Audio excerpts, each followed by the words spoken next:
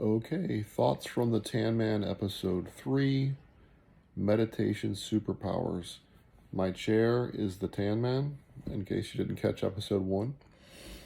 And I'm sitting in my Tan Man and I'm thinking, and this is the third episode wherein I'm unlocking those techniques, those skills and strategies that I've used to completely transform my life over the past 5 years. So when you start meditating, you're going to eventually, and it may take a few weeks and a few months and maybe years, depending on which superpower we're talking about, you're going to unlock some superpowers. So I want to tell you about the superpowers that I unlocked in my meditation journey. And the first one was what I call eye of the storm. And as you know, if you're a Floridian like me, in the center of a hurricane, it's very calm. Everywhere around you, it's super duper duper duper crazy. But in the eye of the hurricane, it's super calm. And so the eye of the storm superpower is when you sit in the midst of complete chaos all around you and you're calm as a cucumber.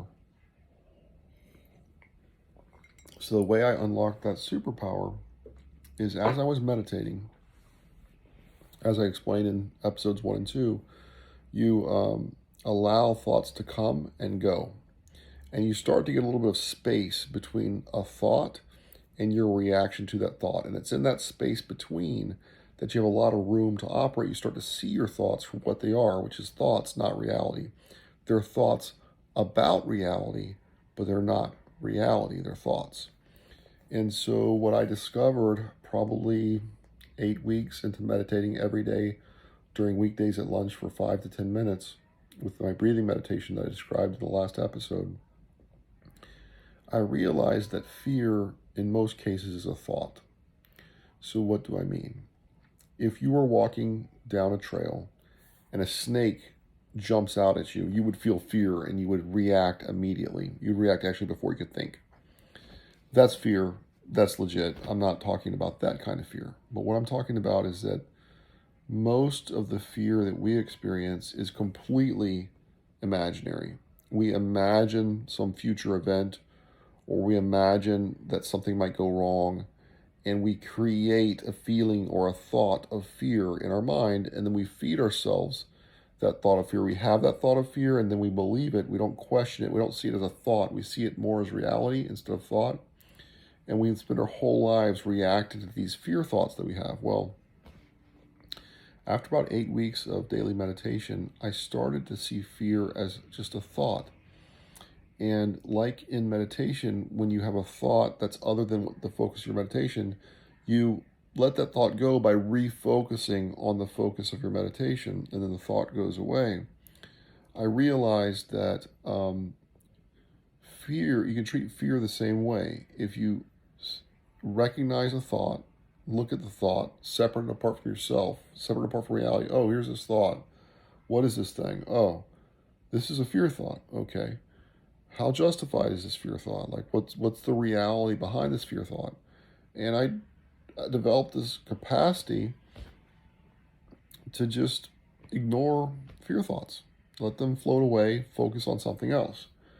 And so once I kind of started to develop that capacity, of course, it's been growing over time, but it gives you this ability that when there's a lot of stress and anxiety in a situation, high stress, high stakes, which I encounter all the time in my job and in my life, like all of us do. I mean, let's not joke.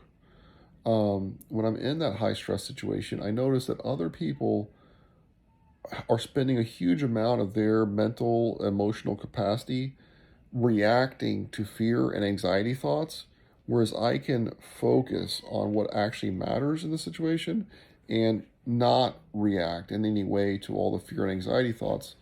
And I talked in episode 1 about how meditation changes the physical structure of your brain and gives you less thoughts of worry and anxiety. And I think there's a combination between having less of them in the first place and being able to see them for what they are. It gives you this eye of the storm superpower. So that's the first meditative superpower that I wanted to tell you guys about. The second one is what I call fluid recall. Fluid recall, I can best describe it as you may have been in a situation where you're talking to someone, maybe you just met them, there's a little bit of worry and anxiety, it's a social situation, and you think of something that might be clever to say, like the president of South Africa's name might be appropriate, but you're not sure if you got it right or not, so you don't say it. Well, fluid recall, you actually press forward, you plunge ahead, and between the moment that you say, I'm just going to try and do this, and the moment that you actually have to say the thing, whatever it might be, somehow your brain serves it up to you and it's spot on accurate. And I call this fluid recall. Now, this came to the front for me in the middle of oral argument in a case that I had. I had a case where I got a nearly $400,000 default judgment against a what was it? It was a health insurance payor, essentially. They weren't an insurance plan; they were a defined benefit plan, and I get into these fights with them on behalf of the hospital system that I represent. So, a default judgment is when you sue someone and they don't respond to the lawsuit, and you win automatically. So I got one of those for about 400 grand against this company, and I sent them a copy of the judgment. And then I waited. And I waited about 5 months. And then I hired counsel in Illinois to seize their bank accounts. Once we seized their bank accounts in Illinois with about 10 mil in them, then they came running into court and tried to set everything aside. And I convinced the trial court that they had waited too long. 5 months is too long to sit around and ignore a judgment that had been mailed to you. And they didn't have an adequate excuse for ignoring it. And so the judge agreed with me and she refused to set it aside, so it went up on appeal.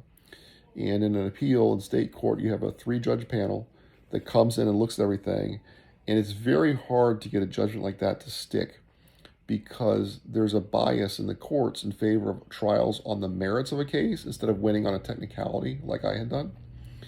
And so I knew the appeal would be challenging. So I had done all my work, as I always do. I had read all the cases. I had written all the briefs and everything. I mean, I was the attorney handling this entire case. Just me by myself, doing everything, as I do for most of my cases. And I was standing in oral argument facing these 3 judges, and they were hammering me with questions. And it was in oral argument that fluid recall, this meditative superpower, came in and crystallized right in front of my eyes. One of the judges was saying, well, what do they have to show? Like, what's the evidentiary standard for them to show that their neglect in not responding to your lawsuit was excusable? Because that's the standard, is they have to show excusable neglect. That's the legal term. And the truth is, if you look at the cases, they're all over the place. They're so fractured. In some cases, they show almost nothing and they get off with it. And in other cases, they make a big showing and they still aren't relieved of the default that they've gotten themselves into. But right there in the hearing, as fast as that, my mind assembled with fluid recall, and I said, Judge, the way the cases are, if you look at them, the longer the delay in taking action, the more of an excuse you need. And that was the truth. That's what the cases said if you really thought about it. But it wasn't until that moment in the middle of a live oral argument facing this panel of judges that all came together for me. And in that moment, I looked at the 3 judges' faces, and I knew that they had bought that. Of course, it was true, so they should have bought it. And I knew that I had won the appeal in that moment. And sure enough, a few months later, I got an opinion from that panel of judges unanimously affirming the trial court and upholding my judgment, where I tagged this out-of-state medical company for $400K or so because they didn't respond to a single letter.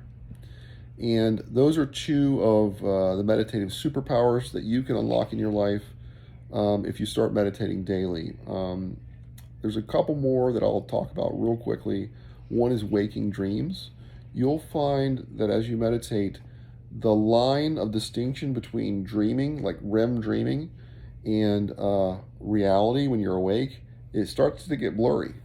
Your waking time gets a dreamlike quality to it, which is actually amazing. It's so enjoyable. And your dream time takes on a little bit of a reality to it, which is also very, very interesting. I don't know how that plays out in terms of your life, but I can tell you it makes your life way more enjoyable to be able to go through your life as if it were a dream. Because for all we know, it is a dream. What do we know anyway? And then the final one I'll throw out there, another meditative superpower, is intuitive GPS. And that is like, how does a person know how to navigate the world? I mean, we have these phones that will tell us how to get from point A to point B, but what about in life? How do we figure out a direction in life? Well, you've got an intuitive system within you. You've got an instinct, if you will. Animals have instincts. Why can't we have instincts? Of course we do. So we have an intuitive system that will guide us amazingly through this world. And meditation has put me in much greater touch with that very sensitive system. And so I can feel which way is the right way to go throughout my life because of the meditation that's put me like in close touch with my own intuitive GPS system. So I call that superpower intuitive GPS. If you guys are already started meditating, I'd be really interested to hear what superpowers you have unlocked in your life.